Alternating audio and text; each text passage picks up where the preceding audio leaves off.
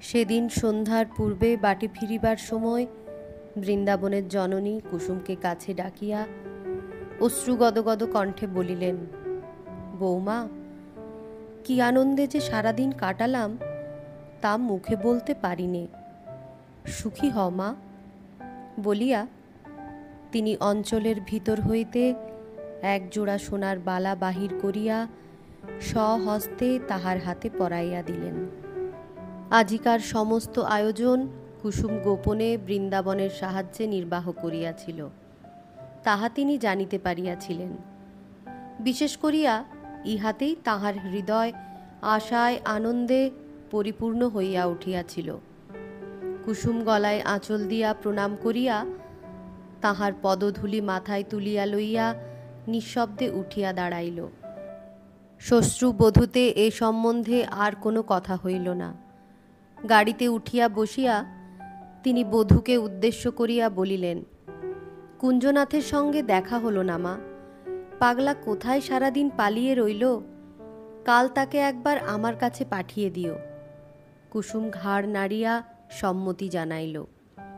বৃন্দাবনের পিতামহ বাটিতে গৌরনিতাই বিগ্রহ প্রতিষ্ঠা করিয়াছিলেন। এই ঘরে বসিয়া বৃন্দাবনের মা প্রত্যহ অনেক রাত্রি পর্যন্ত মালা জপ করিতেন, আজিও করিতেছিলেন। তাহার শিশুপৌত্র কোলের ওপর মাথা রাখিয়া ঘুমাইয়া পড়িয়াছিল। ইহারা যেখানে বসিয়াছিলেন সেই স্থানটায় প্রদীপের ছায়া পড়িয়াছিল। সেই হেতু বৃন্দাবন ঘরে ঢুকিয়া ইহাদিগকে দেখিতে পাইল না।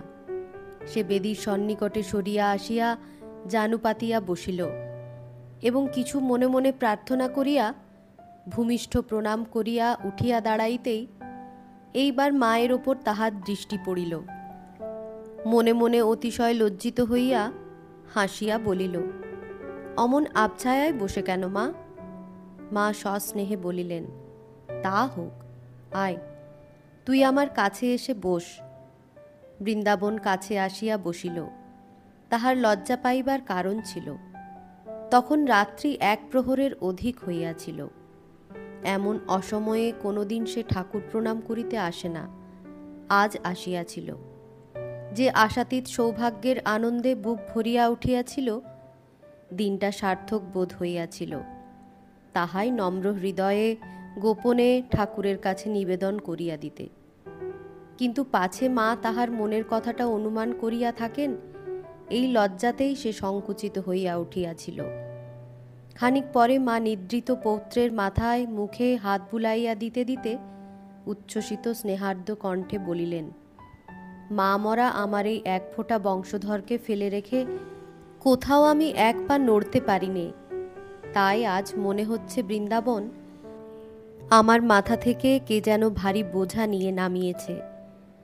তাকে শিগগির ঘরে আন বাছা। আমি মায়ের হাতে সমস্ত বুঝিয়ে দিয়ে একটু ছুটি নিই। দিন কত কাশী বৃন্দাবন করে বেড়ায়। আজ বৃন্দাবনের অন্তরেও আশা ও বিশ্বাসের এমনই স্রোতই বহিতেছিল। তথাপি সে সলজ্জ হাস্যে কহিল, সে আসবে কেন মা? মা নিঃসন্দিগ্ধ কণ্ঠে বলিলেন, আসবে বই কি। সে এলে তবে তো আমার ছুটি হবে। আমারই ভুল হয়েছে বৃন্দাবন, এতদিন আমি নিজে যাইনি। আসবার সময় নিজের হাতের বালা দুগাছি পরিয়ে আশীর্বাদ করলুম।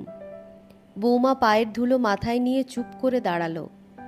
তখন বুঝেছি আমার মাথার ভার নেমে গেছে। তুই দেখিস, প্রথম যেদিন একটা ভালো দিন পাব, সেই দিনই ঘরের লক্ষ্মী ঘরে আনব। বৃন্দাবন ক্ষণকাল মৌন থাকিয়া জিজ্ঞাসা করিল, কিন্তু এসে তোমার বংশধরটিকে দেখবে তো? মা তৎক্ষণাৎ বলিলেন, দেখবে বই কি, সে ভয় আমার নেই। কেন নেই মা? মা বলিলেন, আমি সোনা চিনি বৃন্দাবন, অবশ্য খাঁটি কিনা এখন বলতে পারিনে, কিন্তু পেতল নয়, গিল্টি নয়, এ কথা তোকে আমি নিশ্চিত করে বলে দিলুম। তা নইলে আমার সংসারে তাকে আনবার কথা আমি তুলতুম না। হারে বৃন্দাবন, বৌমা কি তোর সঙ্গে বরাবরই কথা কন? কোনোদিন নয় মা, তবে আজ বোধ করি বিপদে পড়েই। বলিয়া বৃন্দাবন একটুখানি হাসিয়া চুপ করিল। মা এক মুহূর্ত স্থির থাকিয়া ঈষৎ গম্ভীর হইয়া বলিলেন, সে ঠিক কথা বাছা, তার দোষ নেই, সবাই এমনই। মানুষ বিপদে পড়লেই তখন যথার্থ আপনার জনের কাছে ছুটে আসে। আমি তো মেয়ে মানুষ বৃন্দাবন, তবুও সে তার দুঃখের কথা আমাকে জানায়নি, তোকেই জানিয়েছে। বৃন্দাবন চুপ করিয়া শুনিতে লাগিল। তিনি পুনরায় কহিলেন, আমার আর একটা কাজ রইল, সেটা কুঞ্জনাথকে সংসারী করা। বলিয়াই তিনি নিজের মনে হাসিয়া উঠিলেন। শেষে বলিলেন, সে বেশ লোক, পাড়াশুদ্ধ নেমন্তন্ন করে বাড়ি ছেড়ে পালিয়ে গেল, তারপর যা হয় তা হোক। বৃন্দাবনও নিঃশব্দে হাসিতে লাগিল। মা বলিলেন, শুনলুম বৌমাকে সে ভারী ভয় করে, বড় ভাই হয়েও ছোট ভাইটির মতোই আছে। একজন রাশভারী মানুষ আছে বৃন্দাবন, তাদের ভয় না করে থাকবার জো নেই, তা বয়সে বড়ই হোক আর ছোটই হোক। আমার বৌমাও সেই ধাতের মানুষ, শান্ত অথচ শক্ত। এমন মানুষই আমি চাই, যে ভার দিলে ভার সইতে পারবে। তবেই তো আমি সংসার ছেড়ে নিশ্চিন্ত হয়ে একবার বেরিয়ে পড়তে পারব। ক্ষণকাল চুপ করিয়া তখনই বলিয়া উঠিলেন, একটি দিনের দেখায় তাকে যে কি ভালোবেসে ফেলেছি তা আমি তোকে মুখে বলতে পারবো না। সারা সন্ধেবেলাটা কেবল মনে হয়েছে কতক্ষণে ঘরে নিয়ে আসব, আবার কতক্ষণে দেখব। বৃন্দাবনের মনে মনে লজ্জা করিতে লাগিল। সে কথাটা চাপা দিবার অভিপ্রায়ে বলিল, কুঞ্জদার কথা কি বলছিলে মা? মা বলিলেন, হাঁ, তার কথা। বৌমাকে নিয়ে আসার আগে কুঞ্জনাথকে সংসারী করাও আমার একটা কাজ। কাল খুব ভোরে তুই গোপালকে গাড়ি আনতে বলে দিস। আমি একবার নলডাঙ্গায় যাব। ওখানে গোকুল বৈরাগীর মেয়েকে আমার বেশ পছন্দ হয়, দেখতে শুনতেও মন্দ না। তাছাড়া, কথাটা শেষ হইবার পূর্বে বৃন্দাবন হাসিয়া বলিল, তাছাড়া ওই এক মেয়ে, বৈরাগীও কিছু বিষয় আশয় রেখে মরেছে না মা? মাও হাসিলেন, বলিলেন, সে কথা সত্যি বাছা, কুঞ্জর পক্ষে সবচেয়ে দরকার। নইলে বিয়ে করলেই তো হয় না, খেতে পড়তে দেওয়া চায়। আর মেয়েটি বা মন্দ কি বৃন্দাবন, একটু কালো, কিন্তু মুখশ্রী আছে। যাই হোক, দেখি কাল কি করে আসতে পারি। বৃন্দাবন মাথা নাড়িয়া বলিল, আমিও দিনক্ষণ দেখাই গে মা। তুমি নিজে যখন যাচ্ছ তখন শুধু যে ফিরবে না সে নিশ্চয় জানি। কুঞ্জনাথের বিবাহের কথা, দেনা পাওনার কথা, খাওয়ান দাওয়ানের কথা সমস্তই প্রায় স্থির করিয়া পরদিন অপরাহ্নে বৃন্দাবনের জননী বাড়ি ফিরিয়া আসিলেন। তখন চণ্ডীমণ্ডপের সম্মুখে সারি দিয়া দাঁড়াইয়া পোড়োরা নামতা আবৃত্তি করিতেছিল। বৃন্দাবন এক ধারে দাঁড়াইয়া তাহাই শুনিতেছিল। গরুর গাড়ি সম্মুখে আসিয়া থামিতেই তাহার শিশুপুত্র চরণ গাড়ি হইতে নামিয়া চেঁচামেচি করিয়া বাপের কাছে ছুটিয়া আসিল। মাতুলানি পছন্দ করিতে সেও আজ পিতামহীর সঙ্গে গিয়াছিল। বৃন্দাবন তাহাকে কোলে তুলিয়া লইয়া গাড়ির কাছে আসিয়া দাঁড়াইল। মা তখন নামিতেছিলেন। তাহার প্রসন্ন মুখ লক্ষ্য করিয়া সে কহিল, কবে দিন স্থির করে এলে মা? এই মাসের শেষে আর দিন নেই, তুই ভিতরে আয়, অনেক কথা আছে। বলিয়া তিনি হাসি মুখে ভিতরে চলিয়া গেলেন। তার নিজের ঘরে বউ আসিবে, এই আনন্দে তার বুক ভরিয়া উঠিয়াছিল। তাছাড়া ওই একটি দিনে ঘরকন্যার গৃহিণীপনায় কুসুমকে তিনি সত্যই ভালোবাসিয়াছিলেন। নিজে সুখী হইবেন, একমাত্র সন্তানকে যথার্থ সুখী করিবেন, তাহাদের হাতে ঘর সংসার সঁপিয়া দিয়া তীর্থ ধর্ম করিয়া বেড়াইবেন। এই সব সুখ স্বপ্নের কাছে আর সমস্ত কাজই তার সহজসাধ্য হইয়া গিয়াছিল। তাই গোকুলের বিধবার সমস্ত প্রস্তাবেই তিনি সম্মত হইয়া সমস্ত ব্যয়ভার নিজের মাথায় তুলিয়া লইয়া বিবাহ স্থির করিয়া আসিয়াছিলেন। ও বেলায় তাহার খাওয়া হয় নাই। সহজে তিনি কোথাও কিছু খাইতে চাহিতেন না। বৃন্দাবন তাহা জানিত। সে পাঠশালের ছুটি দিয়া ভিতরে আসিয়া দেখিল সেদিকের কোনো উদ্যোগ না করিয়াই তিনি চুপ করিয়া বসিয়া আছেন। বৃন্দাবন বলিল, উপোস করে ভাবলে সমস্ত গোলমাল হয়ে যায়। পরের ভাবনা পরে ভেবো মা, আগে সেই চেষ্টা করো। মা বলিলেন, সে সন্ধ্যার পরে হবে। না রে, তামাশা নয়, আর সময় নেই। সে পাগলের না আছে টাকা কড়ি, না আছে লোকজন। আমাকেই সব ভার বইতে হবে। মেয়ের মা দেখলুম বেশ শক্ত মানুষ, সহজে কিছুতেই রাজি হতে চায় না।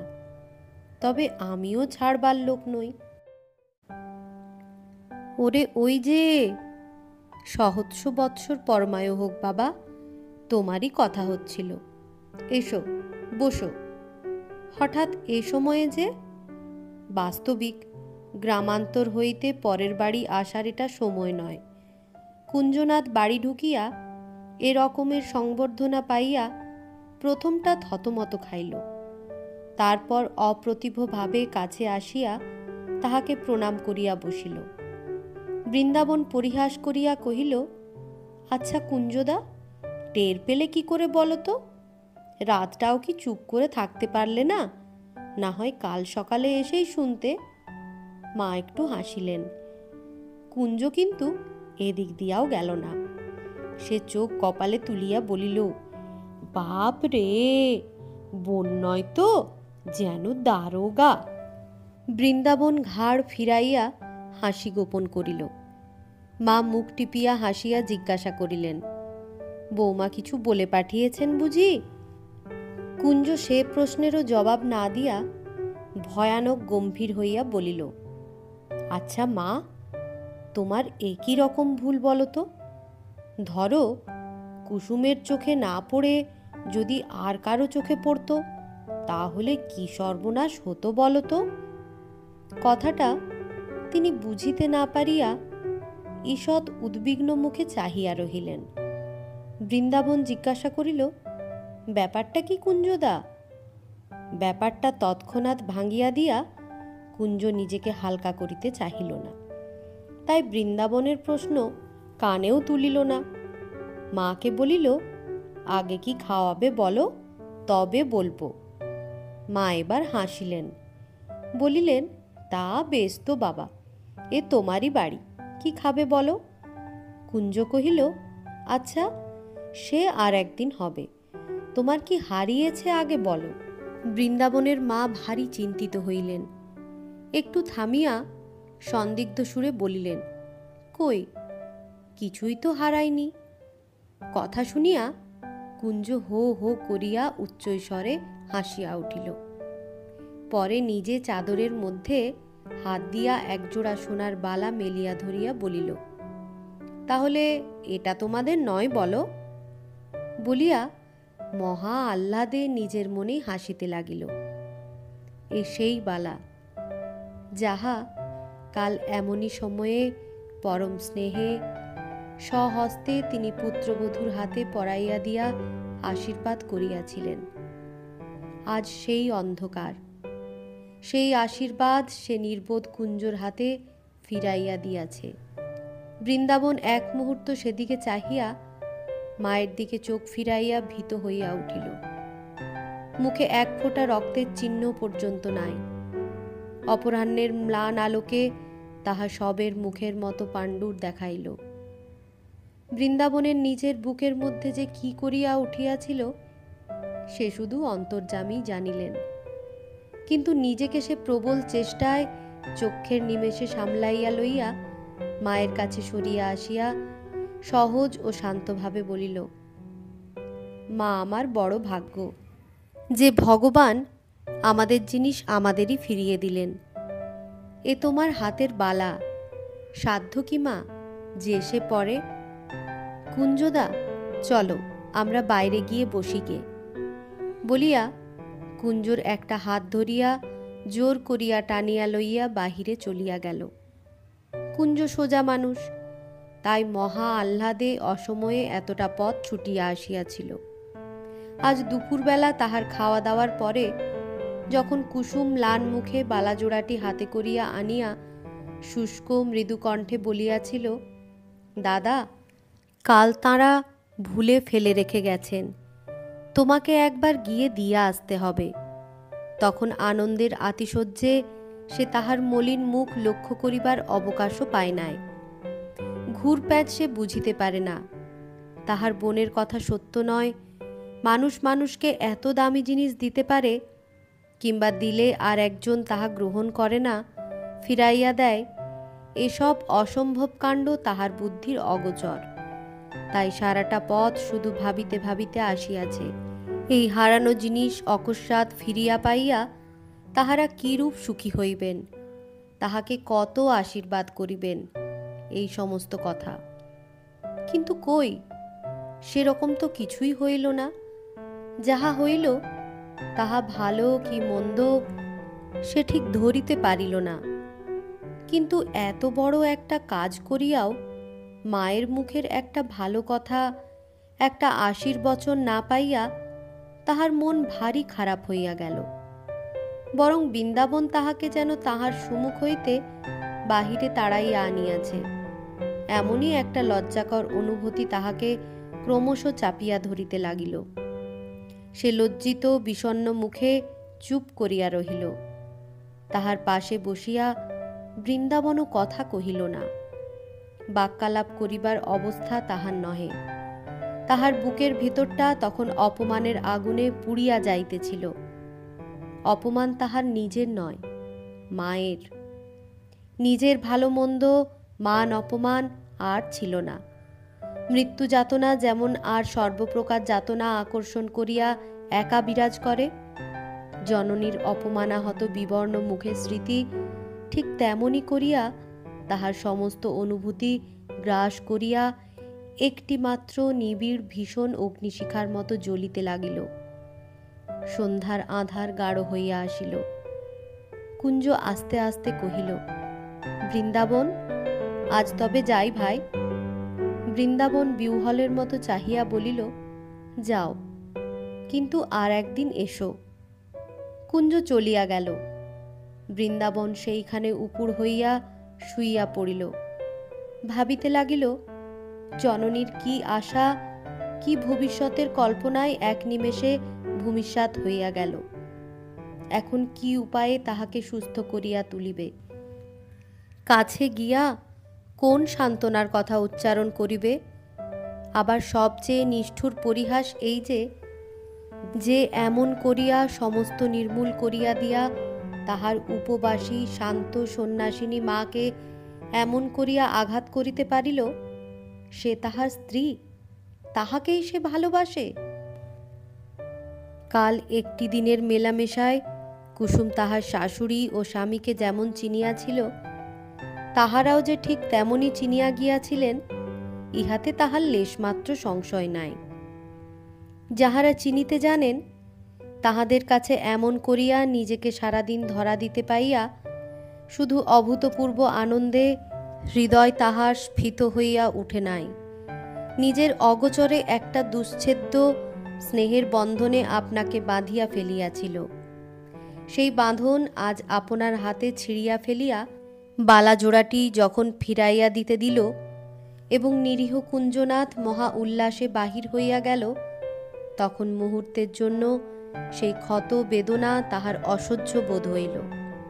সে ঘরের মধ্যে ঢুকিয়া কাঁদিতে লাগিল, যেন চোখের উপর স্পষ্ট দেখিতে লাগিল তাহার এই নিষ্ঠুর আচরণ তাহাদের নিকট কত অপ্রত্যাশিত, আকস্মিক ও কিরূপ ভয়ানক মর্মান্তিক হইয়া বাজিবে, এবং তাহার সম্বন্ধে মনের ভাব তাহাদের কি হইয়া যাইবে। সন্ধ্যা বহুক্ষণ উত্তীর্ণ হইয়া গিয়াছিল।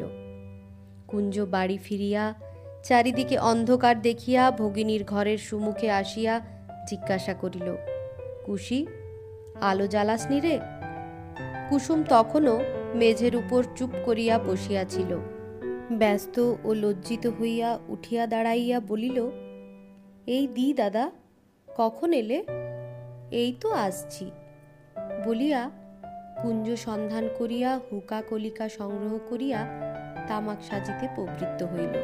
তখনও প্রদীপ সাজানো হয় নাই। অতএব সেই সব প্রস্তুত করিয়া আলো জ্বালিতে তাহার বিলম্ব ঘটিল। ফিরিয়া আসিয়া দেখিল তামাক সাজিয়া লইয়া দাদা চলিয়া গিয়াছে। প্রতিদিনের মতো আজ রাত্রেও ভাত বাড়িয়া দিয়া কুসুম অদূরে বসিয়া রহিল।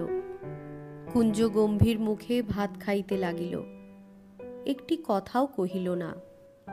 যে লোক কথা কহিতে পাইলে আর কিছু চাহে না, তাহার সহসা আজ এত বড় মৌনাবলম্বনে কুসুম আশঙ্কায় পরিপূর্ণ হইয়া উঠিল। একটা কিছু অপ্রীতিকর ব্যাপার ঘটিয়াছে, তাহাতে কোনো সন্দেহ নাই, কিন্তু তাহা কি এবং কতদূর গিয়াছে ইহাই জানিবার জন্য সে ছটফট করিতে লাগিল। তাহার কেবলই মনে হইতে লাগিল দাদাকে তাহারা অতিশয় অপমান করিয়াছে, কারণ ছোটখাটো অপমান তাহার দাদা ধরিতে পারে না এবং পারিলেও এতক্ষণ মনে রাখিতে পারে না, ইহা সে নিশ্চিত জানিত। আহার শেষ করিয়া কুঞ্জ উঠিতেছিল। কুসুম আর চুপ করিয়া থাকিতে না পারিয়া মৃদু কণ্ঠে জিজ্ঞাসা করিল, তাহলে কার হাতে দিয়ে এলে দাদা? কুঞ্জ বিস্ময়াপন্ন হইয়া বলিল, আবার কার হাতে? মার হাতে দিয়ে এলুম। কি বললেন তিনি?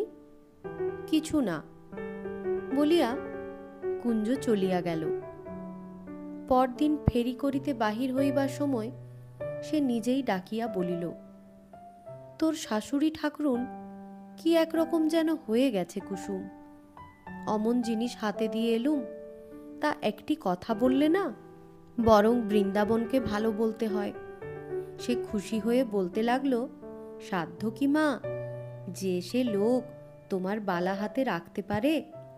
আমার বড় ভাগ্য মা, তাই ভগবান আমাদের জিনিস আমাদের ফিরিয়ে দিয়ে সাবধান করে দিলেন।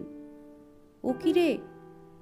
কুসুমের গৌরবর্ণ মুখ একেবারে পাণ্ডুর হইয়া গিয়াছিল। সে প্রবল বেগে মাথা নাড়িয়া বলিল, কিছু না। এ কথা তিনি বললেন? হাঁ, সেই বললে। মা একটা কথাও কইলেন না। তাছাড়া তিনি কোথায় নাকি সারাদিন গিয়েছিলেন, তখনও নাওয়া খাওয়া হয়নি। এমন করে আমার পানে চেয়ে রইলেন যে কি দিলুম কি বললুম তা যেন বুঝতেই পারলেন না।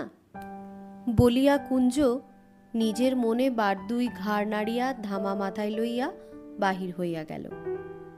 ৩-৪ দিন গত হইয়াছে।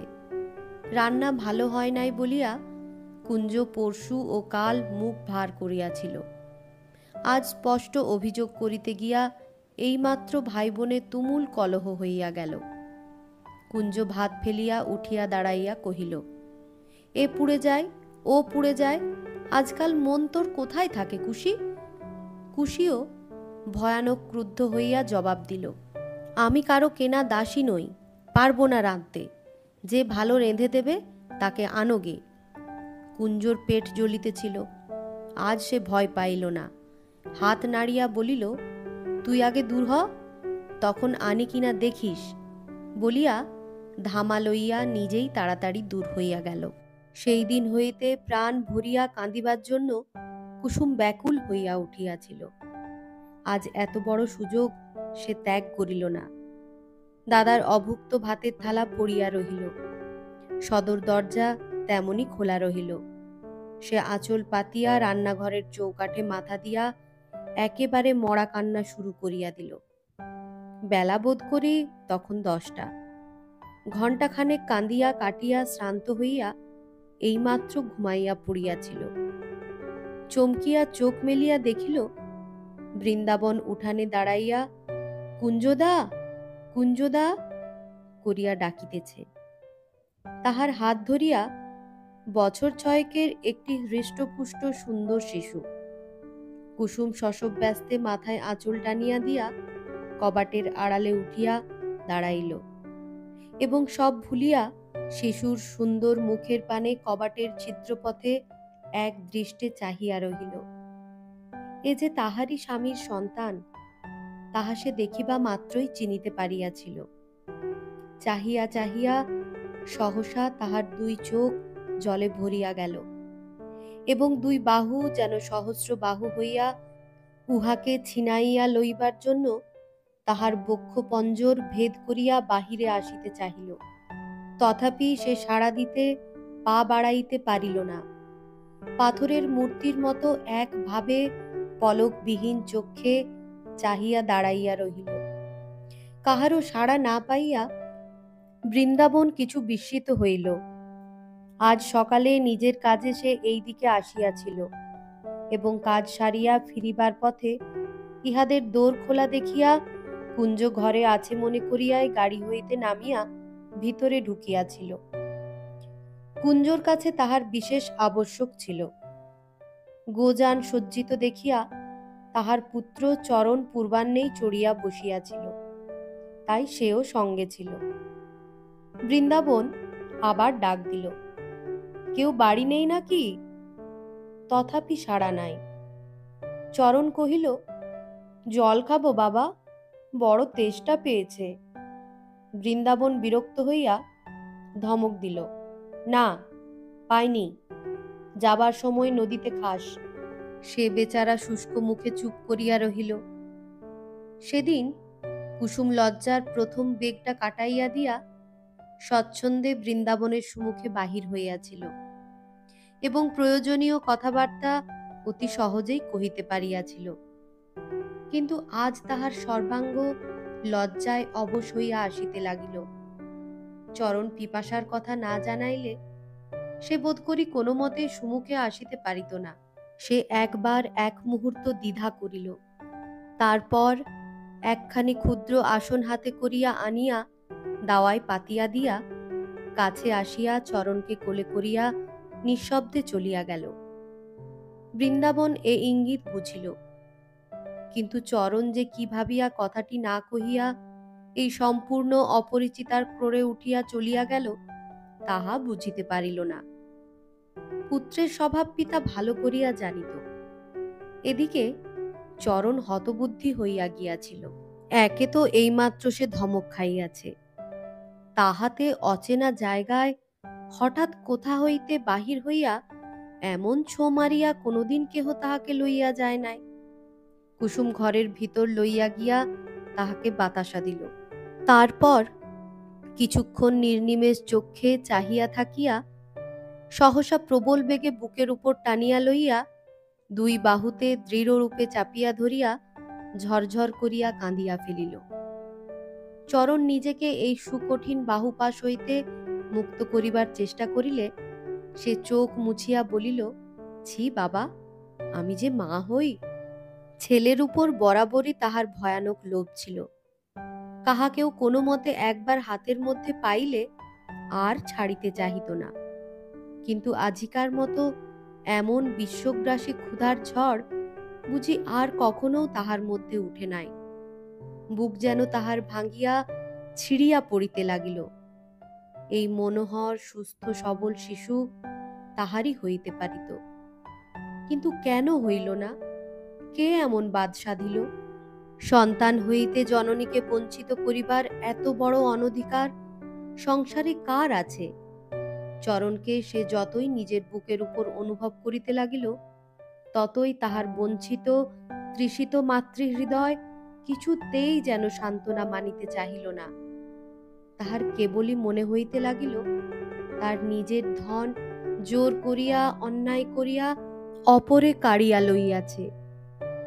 কিন্তু চরণের পক্ষে অসহ্য হইয়া উঠিয়াছিল। এমন জানিলে সে বোধ করি নদীতেই জল খাইত। এই স্নেহের পীড়ন হইতে পিপাসা বোধ করি অনেক সুসহ হইতে পারিত। কহিল, ছেড়ে দাও। কুসুম দুই হাতের মধ্যে তাহার মুখখানি লইয়া বলিল, মা বল, তাহলে ছেড়ে দেব। চরণ ঘাড় নাড়িয়া বলিল, না, তাহলে ছেড়ে দেব না। বলিয়া কুসুম বুকের মধ্যে আবার চাপিয়া ধরিল। টিপিয়া পিষিয়া চুমা খাইয়া তাহাকে হাঁপাইয়া তুলিয়া বলিল, মা না বললে কিছুতেই ছেড়ে দেব না। চরণ কাঁদো কাঁদো হইয়া বলিল, মা। ইহার পরে ছাড়িয়া দেওয়া কুসুমের পক্ষে একেবারে অসম্ভব হইয়া উঠিল। আর একবার তাহাকে বুকে চাপিয়া ধরিয়া কাঁদিতে লাগিল। বিলম্ব হইতেছিল। বাহির হইতে বৃন্দাবন কহিল, তোর জল খাওয়া হলো রে চরণ? চরণ কাঁদিয়া বলিল, ছেড়ে দেয় না যে। কুসুম চোখ মুছিয়া ভাঙা গলায় কহিল, আজ চরণ আমার কাছে থাক। বৃন্দাবন দ্বারের সন্নিকটে আসিয়া বলিল, ও থাকতে পারবে কেন? তাছাড়া এখনো খায়নি, মা বড় ব্যস্ত হবেন। কুসুম তেমনি ভাবে জবাব দিল, না, ও থাকবে। আজ আমার বড় মন খারাপ হয়েছে। মন খারাপ কেন? কুসুম সে কথার উত্তর দিল না। ক্ষণকাল চুপ করিয়া থাকিয়া বলিল, গাড়ি ফিরিয়ে দাও। বেলা হয়েছে, আমি নদী থেকে চরণকে স্নান করিয়া আনি। বলিয়া আর কোনরূপ প্রতিবাদের অপেক্ষা না করিয়া গামছা ও তেলের বাটি হাতে লইয়া চরণকে কোলে করিয়া নদীতে চলিয়া গেল। বাটির নিচেই স্বচ্ছ ও স্বল্পতোয়া নদী। জল দেখিয়া চরণ খুশি হইয়া উঠিল।